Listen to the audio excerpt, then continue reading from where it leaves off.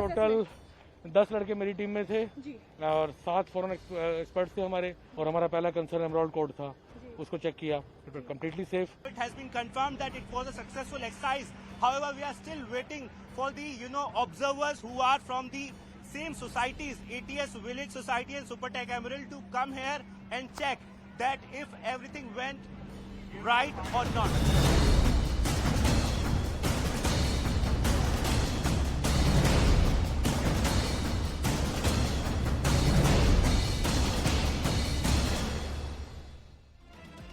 Good evening, I'm Pallavi Ghosh, and all it required was those 9 seconds. And in 9 seconds, after years of a court battle, the Supertech Twin Towers in Noida were demolished in a massive explosion which took place around 2:30 p.m. this afternoon.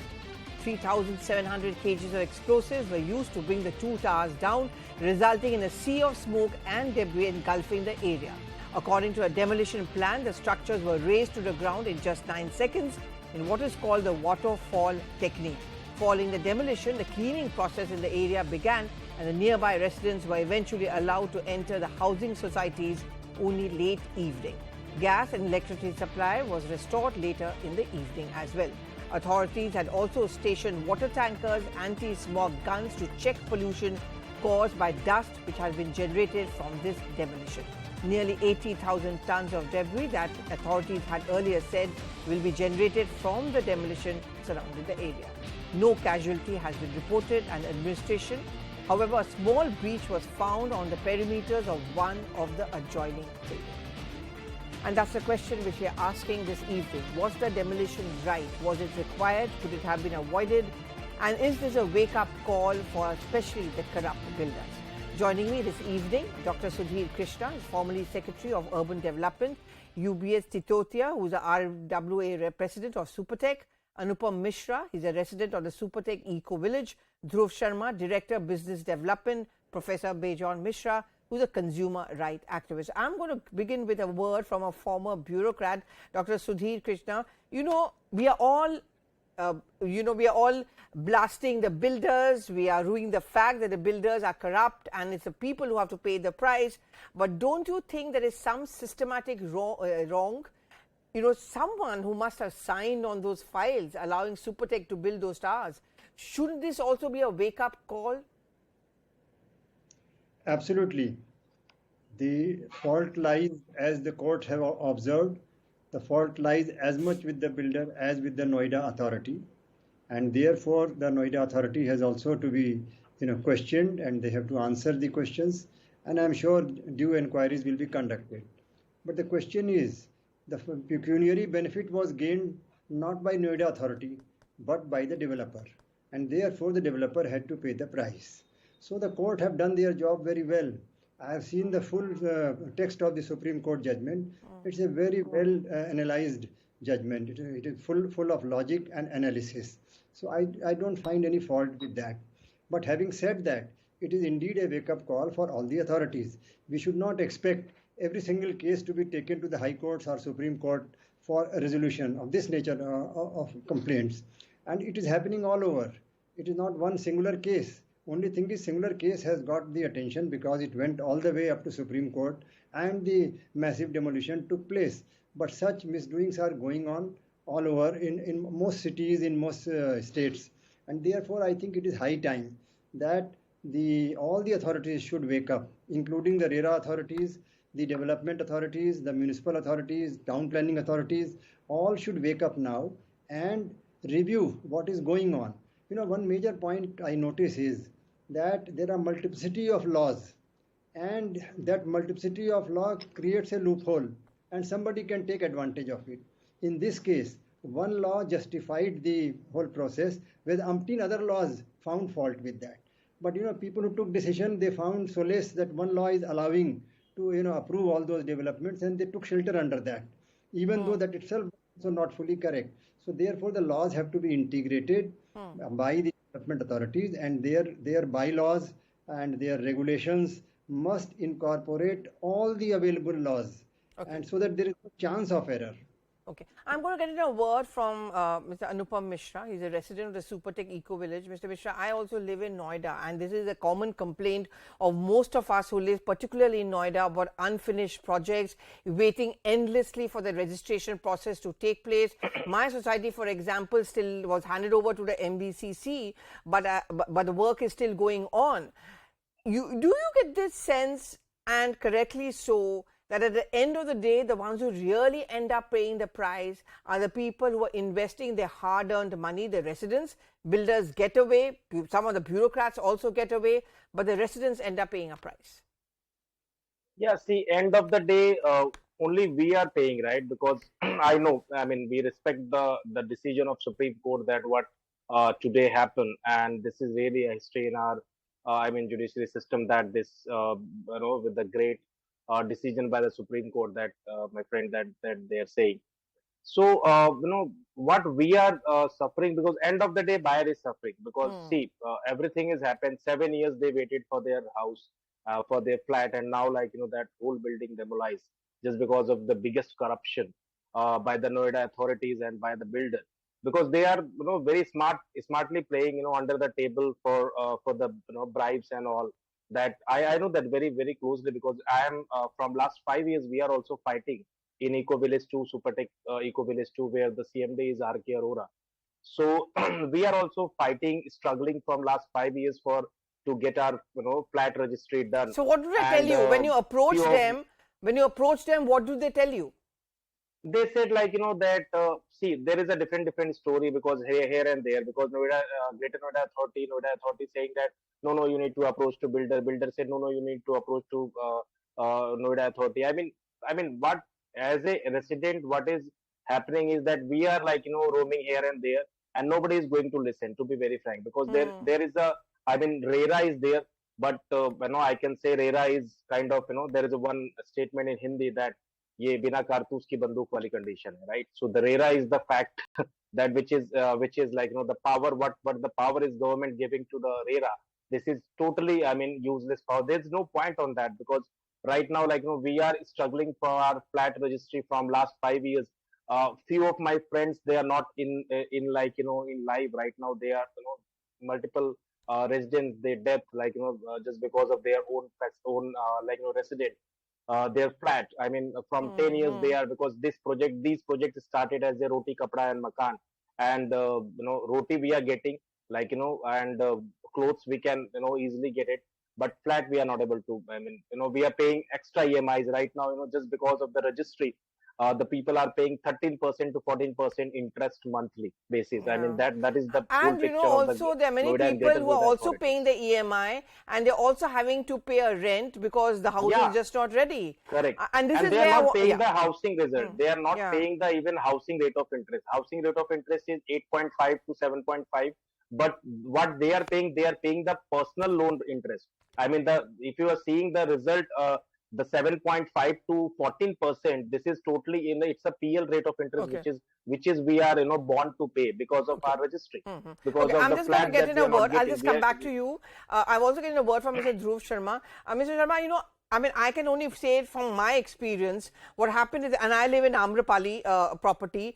So what happened is that they take money from people for giving them an apartment in exchange, and then the builders go and start investing it in their other business. And when that business starts failing, who pays the price for it? It's actually the people who may have bought that flat and who have invested in it. Do you think the whole entire business model of these builders, where they're not just dedicated builders, but they have multiple business, and perhaps they say we are going to branch out, we're going to extend our infrastructure, that is the genesis of the problem? Mr. Dhruv Sharma, yes.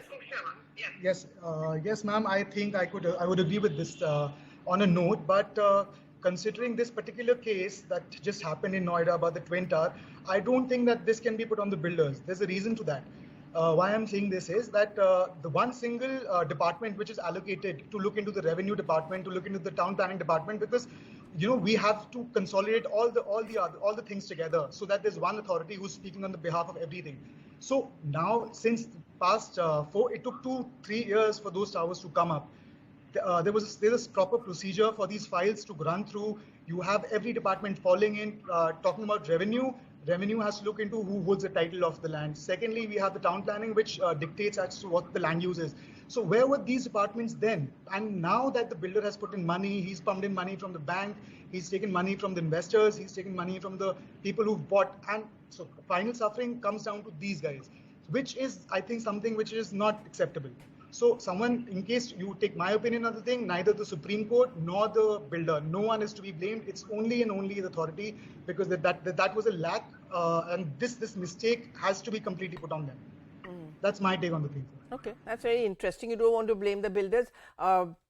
Bijon Mishra, I mean, I know there's RERA, there's the court options, but I know, for example, a lot of people who say it's so cumbersome to go to courts, fight a long legal battle, and not everyone may be lucky. Are there really any consumer rights for those people who invest their hard-earned money into properties, especially in these big, swanky residential apartments?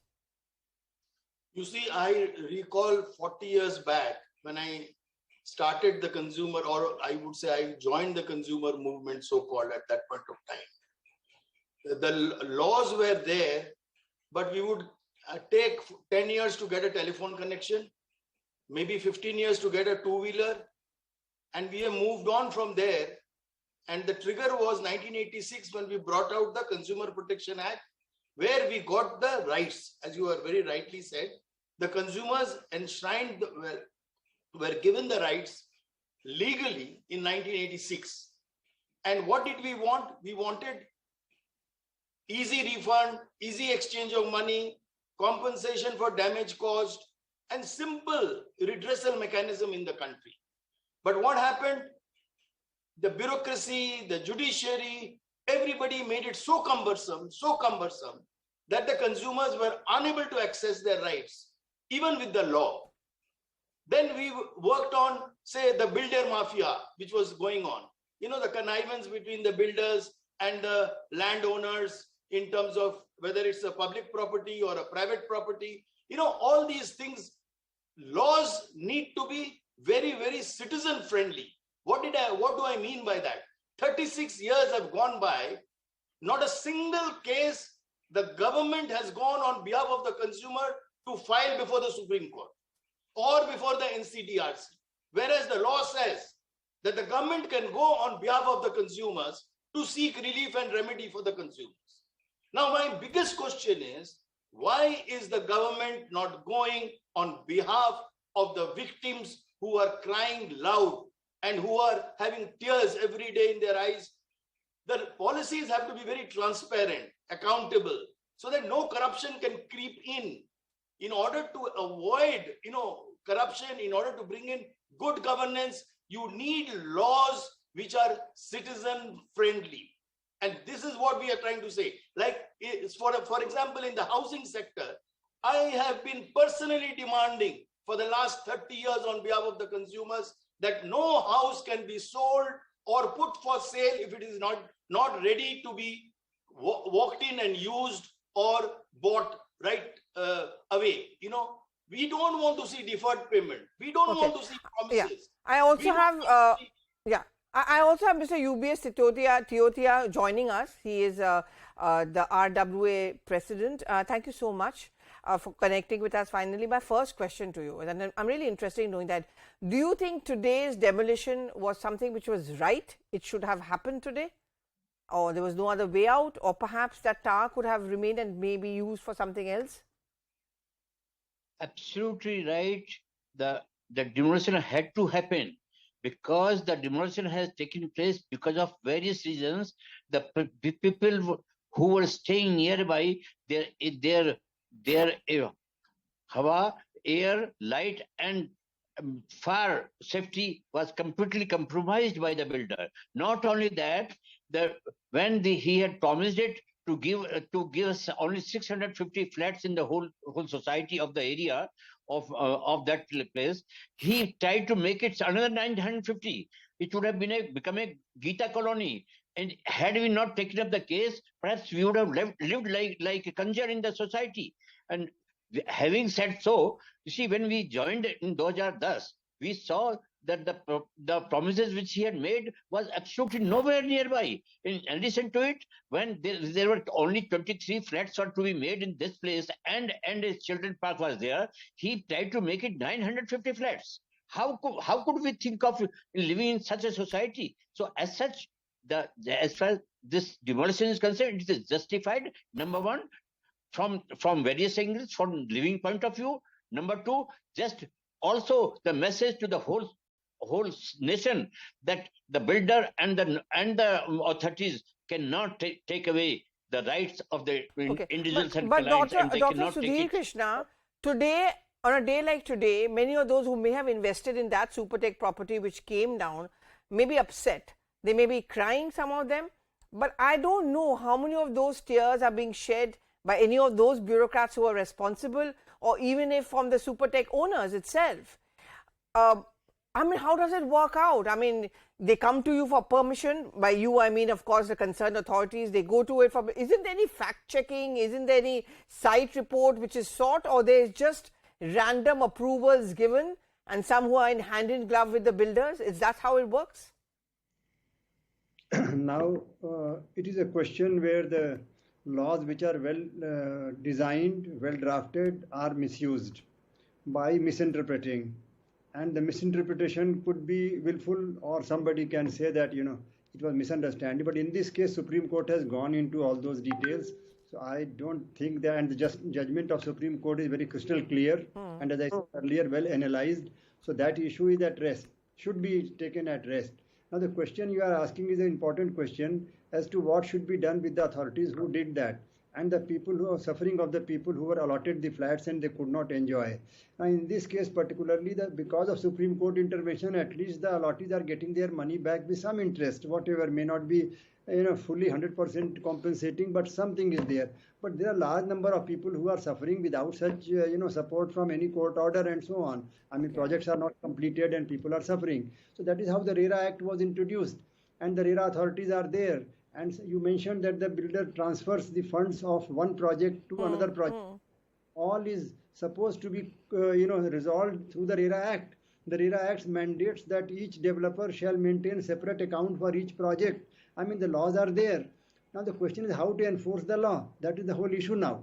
So, and now we are adding authority after authority. RERA authority is a new authority over and above other authority.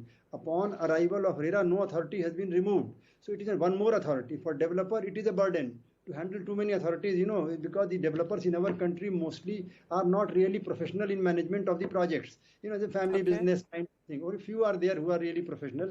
Most are like family business, family members are, handling everything. So they do not understand the laws.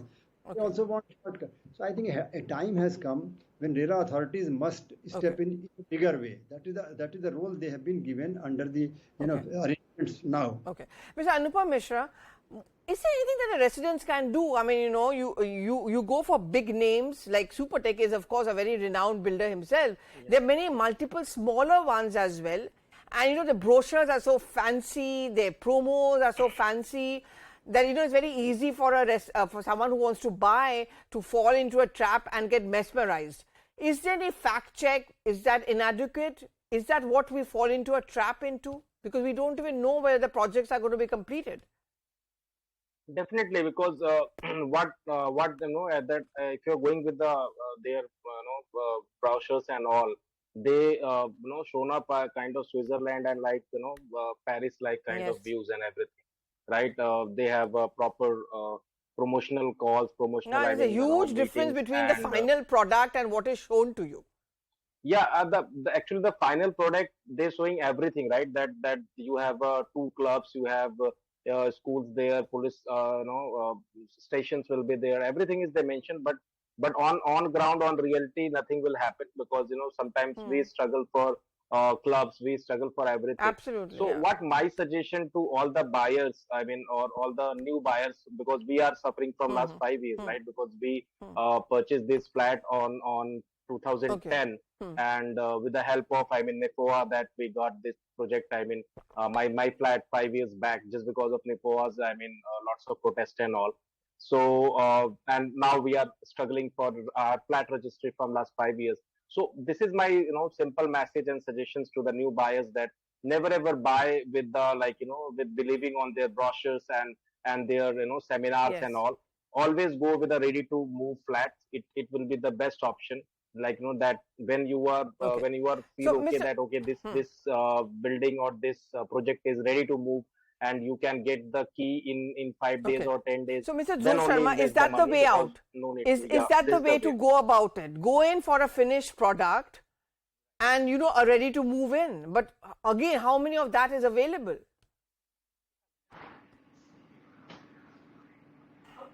Only 20% is there and ready to move, because 80% are we are same like process, because you need to wait for 3 years, 4 years, and like that. So that's the biggest thing, that 20% is the only way that you can go for the ready to move. But mostly 80% projects are 6 months delay, 1 year delay. But on ground it's nothing like 1 year. It's going around, because they when I booked that project at that time 2010, they mentioned that they will be delivered the project in 4 years. But after 10 years, we struggle, and after 10 years we got the flat, and which is unregistered flat, not authorized. If something happen in the building and the society, nobody, insurance company is going to pay the claim to us, because we are residing here illegally, kind of, because we are not registered here as per the authorities. Because authority is here to, you see, this is for Greno and this is for Noida, for all the authorities. They are just sitting here. They are a kind of property dealer. Authority is not a bureaucrates, you can say. They are just Okay. property dealer, So- and they are just looking for their own money.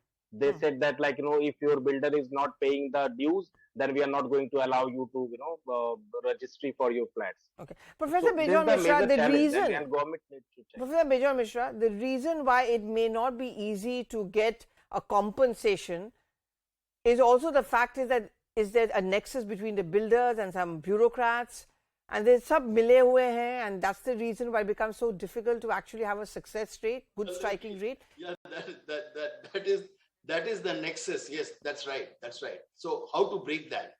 The only way you can break it is a good, robust surveillance system in the country, which is lacking. You have regulators, they don't have surveillance system. They don't know what is going on the ground level. You go overseas, and what I have studied is in overseas, they make sure the consumers of that particular property or of that particular sector are engaged with in terms of actually knowing the facts on the ground, which doesn't happen in our country. It is being pushed by babus. It is being pushed by employees who are in the government authorities, who decide and pushes the file in such a manner that the poor consumer gets cheated, gets shortchanged. So what needs to be done in our country is a good, robust, neutral, third-party surveillance mechanism, which none of the regulators in our country have. Number one. Number two, the consumers have to be constantly consulted in terms of what are their pain points, where they're having difficulties, where they need relief from the government, and the government should intervene, not the consumers. Why the consumers or the legal judiciary people have to go to the Honorable Supreme Court? Why can't the government go on behalf of the consumers? I don't see any PIL being filed by the government in terms of where under the Consumer Protection Act, for example, you forget about PIL. I'm talking about under the Consumer Protection Act, government has the authority to go and file a case in favor of the consumers. In 36 years, not a single case the government has filed, not even the state government, forget about the central government. So my contention is very clear. Are you serious to bring in good ethical practices in the country? Are you serious to protect the rights of the consumers? Do you have a political will to protect them?